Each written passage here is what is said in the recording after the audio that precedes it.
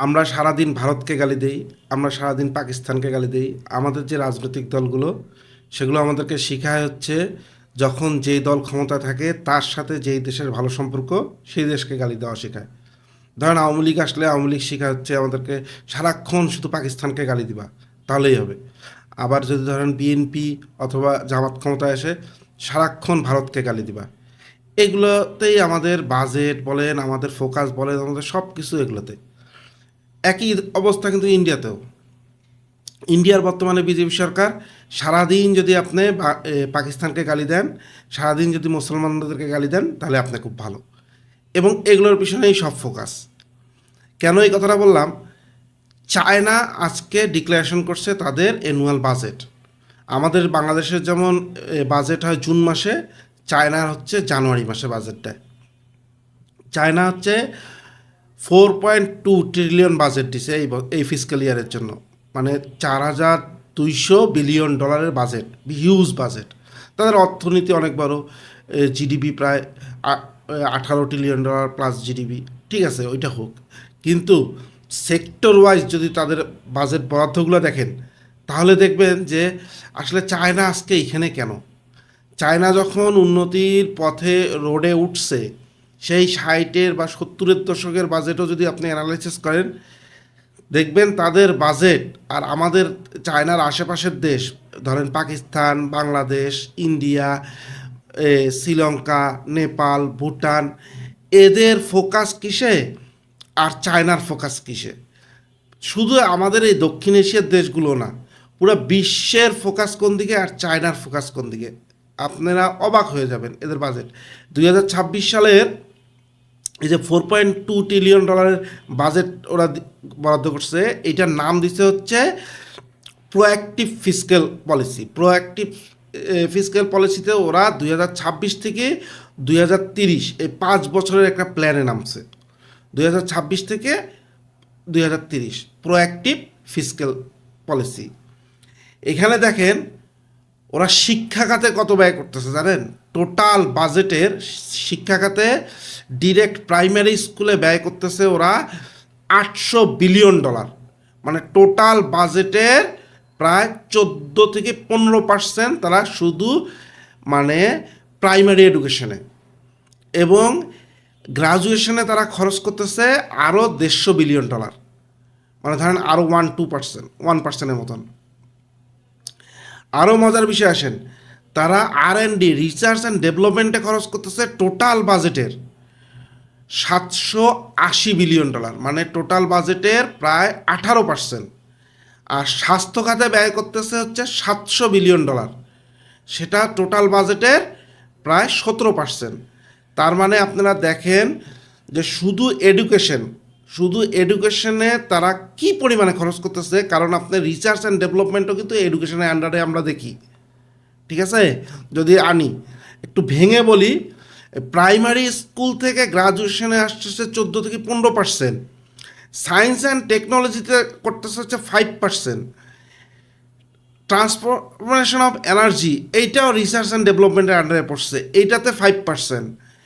Public সিকিউরিটির মধ্যে হচ্ছে এখানে ডোমেস্টিক স্টেবিলিটি বা ডোমেস্টিক এম্পাওয়ারমেন্ট বা ডোমেস্টিক পিপুল নলেজ ডেভেলপমেন্ট, এটার পিছনে খরচ করতেছে আরও 5%। মানে যদি আপনি এইগুলো সব একসাথে নিয়ে আসেন, তাহলে ওদের টোটাল বাজেট এই 4.2 ট্রিলিয়ন, এই টোটাল বাজেটের অলমোস্ট 50% প্লাস তারা মূলত শিক্ষা খাতেই ব্যয় করতেছে। আর ব্যয় করতেছে হেলথে ব্যয় করতেছে 8%। এই দেশ আগায় যাবে না তো কোন দেশ আগাবে? এই দেশ আগাবে না তাহলে কি ভারত আগাবে? তাহলে কি বাংলাদেশ আগাবে? নাকি পাকিস্তান আগাবে? নাকি মালদ্বীপ আগাবে?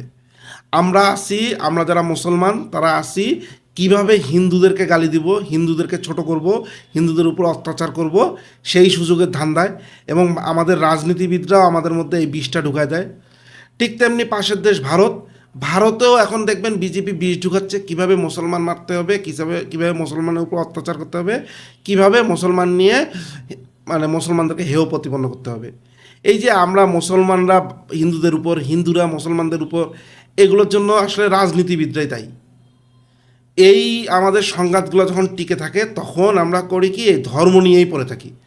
তখন আমরা আমাদের ক্ষমতাকে, বাংলাদেশের ক্ষমতায় যারা থাকে তাদেরকে, ভারতের যারা ক্ষমতায় থাকে তাদের আমরা প্রশ্ন করি না যে আমাদের শিক্ষা খাতের ব্যয় কত, আমাদের শিক্ষা যে মৌলিক অধিকার, আমাদের শিক্ষার জন্য তুমি কি দিচ্ছ, এই প্রশ্ন করার সময় থাকে না। আমরা তো ব্যস্ত আমাদের মুসলমান ধর্মকে বাঁচানো নিয়ে, হিন্দুরা আছে ব্যস্ত হিন্দু ধর্মকেই বাঁচানো নিয়ে। কিন্তু চায়না এগুলো সব কিছুর ঊর্ধ্বে চলে গেছে। চায়নার কাছে এখন ফার্স্ট গড হচ্ছে পড়ালেখা। পড়ালেখা, ডেভেলপমেন্ট এবং রিসার্চের উপরেই তাদের সব ফোকাস। একটা জাতি যদি সুশিক্ষিত হয়, আধুনিক শিক্ষায় শিক্ষিত হয় এবং তার পাশাপাশি যদি ওই জাতিটার স্বাস্থ্য ভালো থাকে, ঠিক আছে, তাহলে ওই জাতিকে কেউ আটকে রাখতে পারবে না। আজকে যেই 60-এর দশকে চায়নায় বলা হয় যে দুর্ভিক্ষ এই পরিমাণে হয়েছিল যে মানুষের মাংস খাইছে, এই পরিমাণে পৃথিবীর সবচেয়ে ভয়ঙ্কর দুর্ভিক্ষ ফেস করছে 1960 সালে চায়না। সেই চায়না এখন পৃথিবীর অর্থনৈতিকভাবে যদি মানে পারচেস ক্যাপাসিটি হিসাব করা হয়, পৃথিবীর সবচেয়ে মানে টপ পজিশনে নাম্বার 1-এ আছে চায়না, হচ্ছে পারচেস ক্যাপাসিটিতে। তাদের বিজনেস সারপ্লাস হয় হচ্ছে 1 ট্রিলিয়ন, মানে পুরো বিশ্বয় একটা দেশ এক্সপোর্ট ইম্পোর্ট করার পরে, সকল দেনা শোধ করার পরে তার ফরেন কারেন্সিতে $1 ট্রিলিয়ন পার ইয়ার যোগ হচ্ছে। আর আমরা আছি ধর্ম নিয়ে, আমরা আছি কিভাবে পাশের দেশের সাথে গন্ডগোল করব, এবং পাশের দেশ আছে আমাদের সাথে কিভাবে গন্ডগোল করবে, কিভাবে কার উপর কে কতটুকু অত্যাচার চালাবে, এগুলো নিয়েই আছি। আর চায়না মাথা নিচু করে কাজ করে যাচ্ছে, পড়ালেখা করে যাচ্ছে, তাদের সব কিছুতেই তারা এমন একটা বেঞ্চমার্ক তৈরি করতেছে পুরো বিশ্বের কাছে। ওই বেঞ্চমার্কের কাছে আমাদের মতন দরিদ্র দেশগুলো দূরের কথা, ইউরোপ, আমেরিকা পর্যন্ত খাবি খাচ্ছে যে এই মিরাকলগুলো হচ্ছে কীভাবে। এই মিরাকলের পিছনে 60-এর দশক থেকে শুরু করছে, এখন পর্যন্ত চালা যাচ্ছে চায়না শুধুমাত্র 2টা বিষয়ে ফোকাস করছে। এক হচ্ছে চিকিৎসা, আরেক হচ্ছে শিক্ষা। ওই রাস্তাঘাট ডেভেলপমেন্ট, বড় বড় ইমারত, বড় বড় নেতার মূর্তি, বড় বড় মসজিদ, বড় বড় মন্দির, এদিকে ওদের কোনো মনোযোগ নেই। আজকে ভারত লেগে পড়ছে কত মন্দির বানাবে প্রতি মাসে, এইটা নিয়ে। বাংলাদেশ লেগে পড়ছে কত মসজিদ বানাবে, এটা নিয়ে। কিন্তু আমাদের ধর্মটাকেও আমরা ঠিক রাখতে পারি না। আমরা আরেক ধর্মকে অপমান করতে যাই, নিজের ধর্মকেও অপমান করি। আমরা একজন আরেকজনের পিছনে ধর্মীয় কারণে লেগে পড়ি। আমরা সব মানে বিশ্বাস, মানে আধ্যাত্মিক বিষয়ে আমরা জড়াই আছি। আর দিন দিন পিছায় পড়তেছি। ন্যূনতম যদি বাংলাদেশ, ইন্ডিয়া, পাকিস্তান সহ এই দক্ষিণ এশিয়ার দেশগুলোর ন্যূনতম যদি শিক্ষার প্রতি একটু আগ্রহ দেখাইতো, এই রাজনীতিবিদরা যদি শিক্ষার প্রতি ফোকাস দিত এবং নাগরিকদের চিকিৎসা, যেটা মৌলিক অধিকার, সেই চিকিৎসার প্রতি একটু মনোযোগ দিত, তাহলে হয়তো চায়নার পাশাপাশি আমরা যাইতে পারতাম না, তবে চায়না থেকে খুব বেশি পিছায়ও থাকতাম না।